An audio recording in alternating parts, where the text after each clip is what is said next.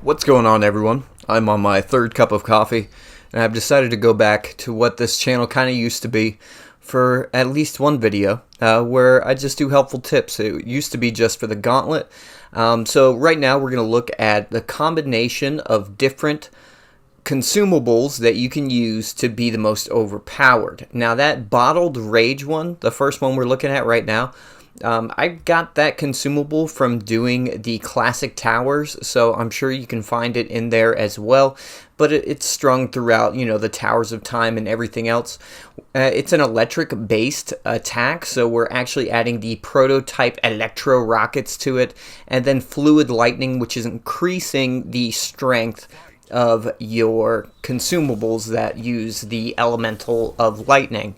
Now, the thing I like about the lightning rockets is that it has a lasting effect where it shocks them like 2 or 3 different times. But the Bottled Rage, you hurt yourself a tiny bit and you can do a heck of a lot more damage, which you can see right here that I'm just doing way more damage than I normally would. And I'm going to show you guys just an alternate loadout with this using the Shard of the Saw, right? And this is particularly powerful with Baraka because his forward 4-4. So as you can see, I'm going to do here in the video, I activate Bottled Rage and then I do the buzzsaw, but the forward 4-4 actually knocks Liu Kang back into the buzzsaw, so you can use it like 3 different times, 3-4 times, just doing forward 4-4 and knocking him back into it over and over again. And as you can see with round 2, he finishes them really quick. Now I know this works for Baraka. I don't know who else has moves that will accommodate that setup, so that's why it's just a quick alternate view. Now one of my favorite consumables by itself is the Red Dragon like laser emitter, just because it is relatively high damage. It stretches across the screen and everything else, but we're going with all energy stuff, so we're going to grab Liquefied Energy. With most of these, we're just going to be doing all the same element for certain consumables, right, in certain loadouts, just so we can increase the strength of everything that we are using. So Cyrax's net is okay. It does like little to no damage, but it holds the character in place, and that's great for when you're using those energy rockets. And the energy rockets also keep the character in place. So with situations like this, you can sit back, use your normal projectile, and then use the emitter when, you know, it refreshes. And it actually refreshes pretty quickly, so you can do it over and over again and just, you know, pump out like a good amount of damage in a short amount of time. And this is a good one, not as strong as the Bottled Rage one, but you honestly, you just got to sit back and do your thing. It makes it a lot easier. Now, different situations are going to dictate different consumables, and this is just overall attack consumables showing you the strongest combinations.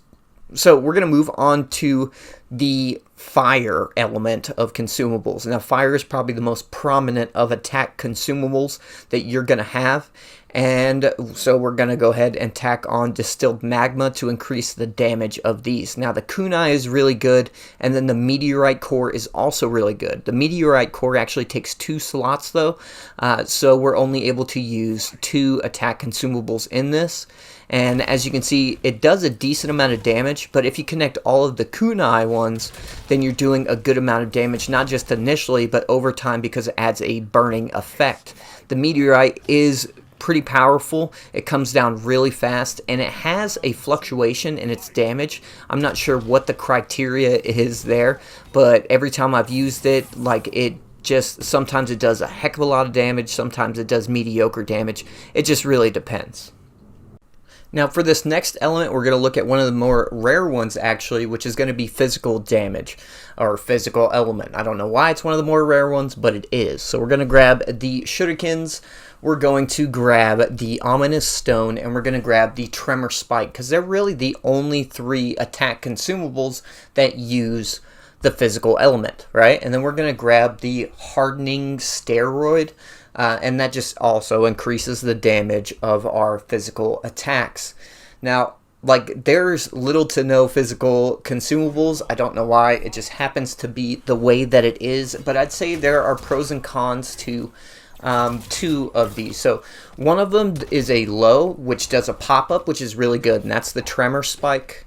or the Ominous Stone, excuse me. The Tremor Spike is an overhead, so it's good to kind of mix up with both of those. And the Shuriken is like a mid attack, but it sends a lot out, and it's much harder for the opponent to avoid. And if you connect all of them, it does a great amount of damage, and it kind of stuns them a little bit, so you're able to use this stuff within your combos. So now we're going to move on to the blood element. Now the blood element does lack a little bit in damage, but where it lacks in damage, it gives you health. So if you land one of these attack consumables, then it tends to give you health as well as damage the opponent, which is where your missing damage kind of comes into play. Now, I really do like the Bloody Bats consumable, which, real quick, we're going to add Witch of Blood, just like we've done with the rest. We're increasing that element damage. The Bat of Coagulated Blood is actually a really good consumable because it sends out multiple projectiles, and I'm a big fan of any consumable, attack consumable, that sends out multiple projectiles. Just a higher likelihood of you making contact with the opponent. Now, all of this sort of stuff you can be doing while you're comboing. The rockets tend to miss a lot, so even though you're probably going to have a good amount of the rocket consumables, they're some of the more weak ones within the game, but they also only take up one slot, which is one of their benefits. But with the blood setup right here, you're still gonna probably want to attack a good amount just to kind of finish the matchup a little bit easier, and the bats are good for opening up the opponent so you can continually combo off of that. Now for the next element, we're going to be looking at the dark element. So we're going to grab a few different things here. The flick, that Shinnok flick, is a pretty common one that you see when fighting in the Towers of Time. But we're going to grab the Fluid of Shadows to increase the damage of the dark attack consumables that we're using. So Ancestral Katana is really good because it adds pop-up. The Ash one is okay. It like does that teleport smoke bomb at the feet thing, and it's kind of hard to connect to after because they drop so quickly.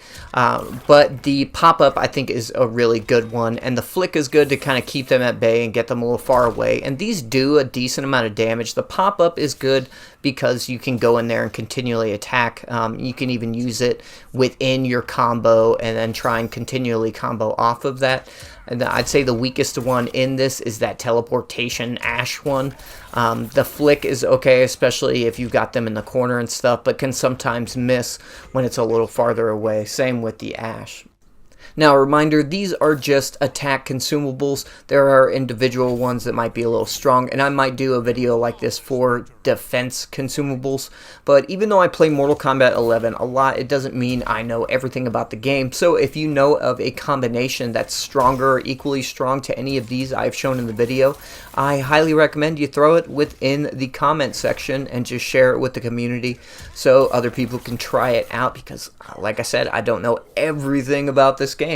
So if you like the video, please leave a like, as it does help out my general disposition in life and makes me want to make more content. Subscribe if you want to be caught up with content. I plan on doing a good amount of Spawn stuff because I am a Spawn fanatic.